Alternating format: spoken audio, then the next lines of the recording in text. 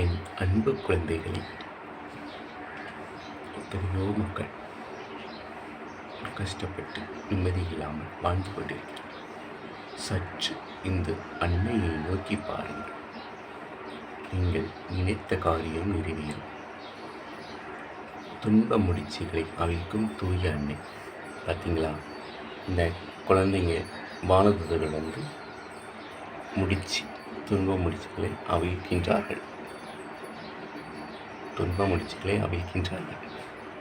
நீங்கள் இந்த அன்னையிடம் மன்றாடுங்கள். உங்களுக்கு துன்ப முடிச்சுகளை அவிழ்க்கப்படும். நீங்கள் நினைத்த காரியம் நிறைவேறும். தீய சக்திகள் எல்லாம் விலகி ஓடும். உங்களுக்கு மன தைரியம் கிடைக்கும்.